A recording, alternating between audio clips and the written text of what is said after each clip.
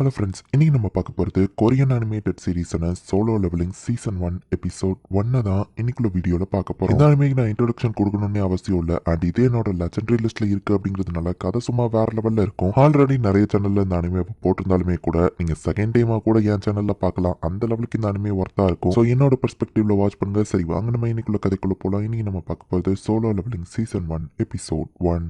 எடுத்த உடனே 3 வருஷத்துக்கு முன்னாடி காமிக்கிறாங்க. ஒரு ஐலாண்ட்ல சில பேர் ஃபைட் பண்ணிட்டு இருக்காங்க. தூரத்துல இருக்கிற ஷிப்ல இருக்கிறவங்க நம்மள வேணா ஹெல்ப் பண்ணலாமான்னு கேட்கவும் நம்மளால எதுவும் பண்ண முடியாது, ஹண்டர்ஸால மட்டும்தான் அவங்கள அட்டாக்கே பண்ண முடியும் அப்படின்னு அந்த ஷிப்போட கேப்டன் சொல்றாரு. எருமை மாதிரி இருக்கிற மாஸ்டர்ஸ் கூட ஃபைட் பண்ணிட்டு இருக்காங்க. பட் அதுங்க நிறைய கூட்டமா ஸ்ட்ராங்கா வந்து அட்டாக் பண்ணி எல்லாருமே இப்ப சாகுற கண்டிஷன்ல இருக்காங்க. போச்சு நான் சாக போறேன் அப்படின்னு ஒருத்தன் பார்த்துட்டு இருந்தா டக்குனு அந்த எருமை வந்து அட்டாக் பண்ணிட்டு அடிப்பட்டவனுக்கு வந்து ஹீலிங் பண்ண ஆரம்பிக்கிறான். என் காயம் இன்ஸ்டன்டா ஹீலிங் ஆயிடுச்சு. இவர் ஒரு எஸ்ட்ராங் ஹீலரா அப்படின்னு அவர் பார்த்துட்டு இருந்தா அந்த ஹீலரை அட்டாக் பண்ண எறும்புகள்லாம் வருது. பின்னாடி அப்படின்னு அடிப்பட்டவங்க சொல்றாங்க. அந்த ஹீலரோட ஃப்ரெண்ட்ஸ் அந்த இடத்துல வந்து ஃபைட் பண்ண ஆரம்பிக்கிறாங்க. எஸ்ட்ராங் ஹண்டர்ஸ் வந்துட்டாங்க அப்படின்னு மத்தவங்க எல்லாம் ரிலாக்ஸ் ஆகுறாங்க. நீ அவங்க கேர்ஃபுல்லா இருக்கலாம்னு சொல்லுவோம். நீங்க என்ன பாத்துப்பீங்கன்னு தெரியும் அப்படின்னு நம்ம சொல்றான். இப்ப ரொம்பவே ஸ்ட்ராங்கான ஒரு ஒயிட் கலர் பெரிய ஆண்ட் வருது. கண்டிப்பா இது பாஸா இருக்காதுன்னு நினைக்கிறேன் அப்படின்னு சொல்லி அங்க இருக்கிற ஒருத்தர் சொல்றான். இது எஸ்ட்ராங் ஹண்டர்ஸ் அதுக்குள்ளே ஃபைட் பண்ண ஆரம்பிக்கிறாங்க. அந்த ஆண்டோட கொடுக்கையா அவன் கையால வெறுமனை பிடிச்சு அதையே அது மேல தூக்கி எரிஞ்சு அது வயிற்றுல ஓட்டையை போட்டுருக்கான். அப்பதான் அந்த ஒயிட் கலர் ஆண்ட் மாதிரியே இன்னும் நிறைய ஆண்ட் அந்த இடத்துக்கு வந்துட்டு இருக்கு. நல்ல வேலை இது பாஸ் அப்படின்னு சொல்லி அவன் இன்னும் ஸ்ட்ராங்கா ஃபைட் பண்ண ஆரம்பிக்கிறான். அவங்க டயத்துக்கு போயிட்டாங்கன்னு நினைக்கிறேன் அப்படின்னு தூரத்துல இருந்து ஒருத்தன் பார்த்துட்டு இருக்கோம். கில் மாஸ்டர் சாய் நாங்க ரெடியா இருக்கோம்னு சொல்லுவோம். அப்ப ஆரம்பிச்சிருக்குதா அப்படின்னு சொல்லி அவன் அட்டாக் பண்ண ஆரம்பிக்கிறான். அந்த கில் மாஸ்டர் சாய் அப்படிங்கிற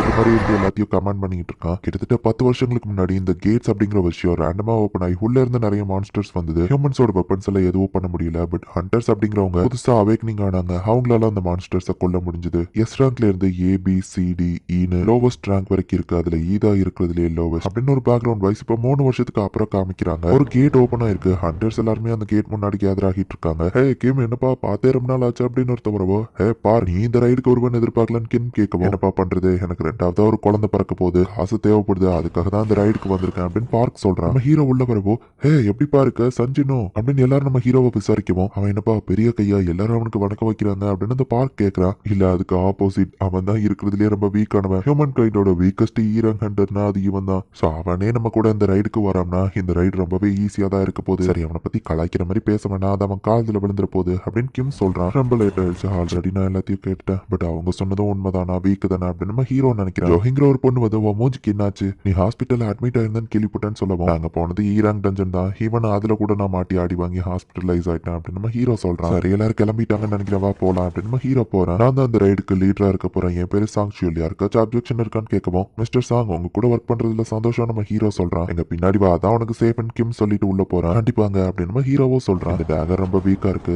பட் இதை விட காஸ்ட்லியான பொருளையும் என்னால வாங்க முடியல. சரி என்னால முடியும் அப்படின்ட்டு நம்ம ஹீரோ உள்ள என்ட்ரு ஆகுறான். ஹண்டர் அசோசியேஷனோட சேர்மனை தான் காமிக்கிறாங்க. டஞ்சன்ல இருந்து கிடைக்கிற எசன் ஸ்டோன்ஸுக்கு இப்ப தனி வேல்யூ வந்துருச்சு. ஹண்டர்ஸோட ஜாப் இப்போ ஒரு பெரிய லெவல் ஜாப்பாவே மாறிடுச்சுல்ல அப்படின்னு சொல்லி அந்த சேர்மன் சொல்றாரு. இங்க நம்ம ஹீரோ ஒரே ஒரு காப்ளினை கொண்டு எசன் ஸ்டோனை கலெக்ட் பண்ணிருக்கான். அதுக்குள்ள இன்னொரு காப்ளின் வந்து நம்ம ஹீரோவை அட்டாக் பண்ணுது. ஹீரோவை எஸ்கேப் ஆகி அதை அட்டாக் பண்ணா அவனோட ஸ்வாட் உடஞ்சிருக்கு. அந்த காப்ளின் ஸ்வாட வச்சு நம்ம ஹீரோ வயித்துல குத்துவோம். பார்க் போயிட்டு அந்த காப்ளினை கொண்டு நம்ம ஹீரோவை காப்பாத்துறான். ஜோஹி வந்து டக்கு நம்ம ஹீரோக்கு ஹீலிங் பண்ண ஆரம்பிக்கிறா. மத்த எல்லாருமே ஈஸியா அந்த காப்ளின்ஸ் கூட ஃபைட் பண்ணிட்டு இருக்காங்க. அதை நம்ம ஹீரோ பாக்குறான். டஞ்சன்குள்ள மான்ஸ்டர்ஸை கொண்டா இந்த எசன் ஸ்டோன்ஸ் அப்படிங்கிற ஒண்ணு கிடைக்கும். அப்படி இல்லைன்னா டஞ்சன் கேப்லயே மானா ஸ்டோனுங்கிற விஷயம் கிடைக்கும். இதை யூஸ் பண்ணி ஹண்டர்ஸ் ஒரு புது வெப்பனை கிரியேட் பண்ணுவாங்க. அது இன்னும் ஸ்ட்ராங்கா இருக்கும். அது மட்டும் கிடையாது, பெட்ரோல் டீசல் இந்த மாதிரி எனர்ஜியை விட டஞ்சன்ல இருந்து கிடைக்கிற அந்த ஸ்டோன்ஸ் மூலியமா ஃப்ரீ எனர்ஜி கிடைக்குது. இதனாலேயே கவர்மெண்ட் இதை கண்ட்ரோல் பண்ணணும்னு நினைக்கிறாங்க அப்படின்னு சேர்மன் சொல்றாரு. டீரான் டஞ்சனோட பாஸை இவங்க எல்லாரும் சேர்ந்து தோக்கடிச்சிட்டாங்க.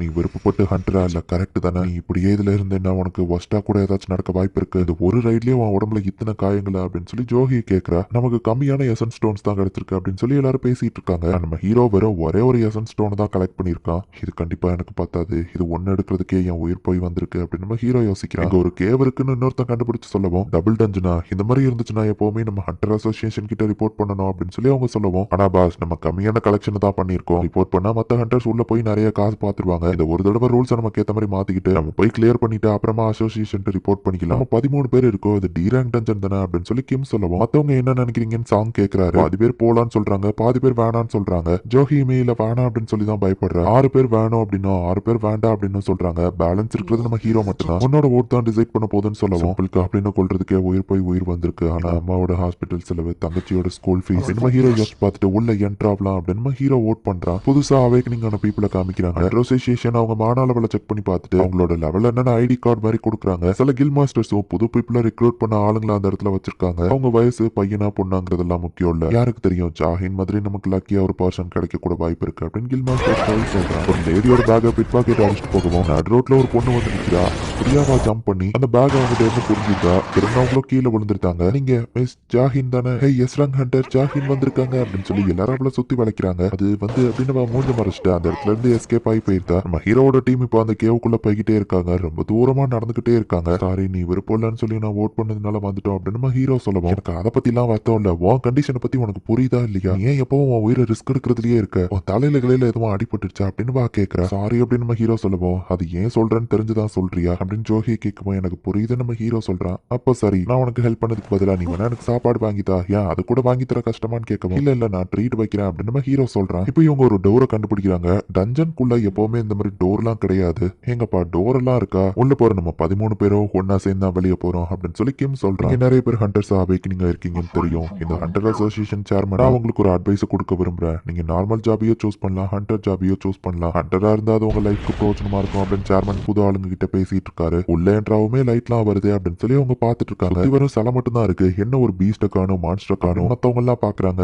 இருக்கிற சிலையிலேயே இதுதான் பெருசு. நம்ம ஹீரோ ஒரு சிலையை பார்த்துட்டு இருக்கான். மிஸ்டர் சாங் இங்க ஏதோ எழுதி இருக்குன்னு ஒருத்தர் சொல்லவோ, சாங்கும் என்னன்னு போய் பாக்குறாரு. ஏன்ஷியன் ஸ்கிரிப்டா, கடவுளை வழிபடணும், கடவுளை பாராட்டணும் அப்படின்னு சாங் அதை ரீட் பண்ணா.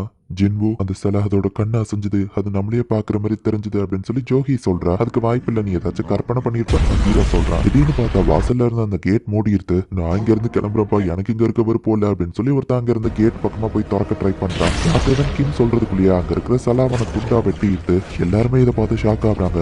அந்த பெரிய சிலை மூவ் ஆகுதா, அது கூட நம்ம வெயிட் பண்ணணும் அப்படின்னு சொல்லி எல்லாரும் பாக்குறாங்க. செத்தவன் கண்டிப்பா என்னோட ஸ்ட்ராங் தான், பட் நான் ஒரு ஹீரங் ஹண்டர் அப்படின்னா என்னோட நிலைமை. ஒரு நிமிஷம், இந்த சிலைங்க அசைதுன்னா அப்படின்னு நம்ம ஹீரோ அந்த பெரிய சிலையை பாக்குறான். பார்த்தா அதோட கண்ணா செஞ்சு நம்ம ஹீரோவை பாக்குது. நான் எத்தனையோ தடவை சாவை ஃபேஸ் பண்ணியிருக்கேன். இருக்கிறதுலே லோவஸ்ட் ரேங்க் டஞ்சன்ல கூட நான் எப்பவுமே உயிருக்கு போராடிட்டு தான் இருந்திருக்கேன். மற்றவங்க எல்லாம் ஸ்டோன்ஸை கலெக்ட் பண்ணி புது கியரை வாங்கிட்டு இருந்தாங்க. ஆனா நான் என் உயிருக்கு போராடி ஹாஸ்பிட்டல் பில்லுக்கு நிறைய செலவாச்சு. அப்படி எப்பவுமே நான் பொறுமையா வெயிட் பண்ணுவேன். ஏன்னா எந்த சுச்சுவேஷன்ல எனக்கான ஒரு சான்ஸ் கிடைக்கும்னு எனக்கு தெரியும். நிறைய சாவர சுச்சுவேஷன்ல நான் இருந்ததுனாலயே என்னமோ டெத்தை நான் இன்ஸ்டன்டா சென்ஸ் பண்ணேன். எல்லாரும் கீழே புரிஞ்சாதான் ஹீரோ சொல்றான். பெரிய சார்ஜர்ல லேசர் வந்து நிறைய பேரை கொன்றது. கீழே குனிஞ்சவங்க மட்டும் தப்பிச்சிட்டாங்க. இதுக்கு வாய்ப்பே இல்ல. எல்லாரும் இங்க மாட்டிக்கிட்டோமா, இங்கேதான் நாங்க எல்லாரும் சாக போறோமா, இதை எதிர்த்து எங்களால ஜெயிக்க முடியாது, கண்டிப்பா எல்லாரும் சாக போறோம் அப்படின்னு நம்ம ஹீரோ பாக்குறான். இந்த இடத்துல இந்த எபிசோட் முடியுது. சாதாரண காப்ளின் கிட்டயே நம்ம ஹீரோ எதிர்த்து சண்டை போட முடியல. அந்த குரூப்ல இருக்கிறதுலயே நம்ம ஹீரோ தான் வீக்கஸ்ட் ஆளு. ஸ்ட்ராங்கா இருக்கிற ஆளுங்களையும் அந்த சிலைங்க அசால்ட்டா கொண்டுட்டு இருக்கு. எப்படி நம்ம ஹீரோ அங்க இருந்து தப்பிக்க போறோம், என்ன நடக்க போகுது அப்படிங்கறத நெக்ஸ்ட் எபிசோட் பார்த்து தெரிஞ்சுக்கோங்க.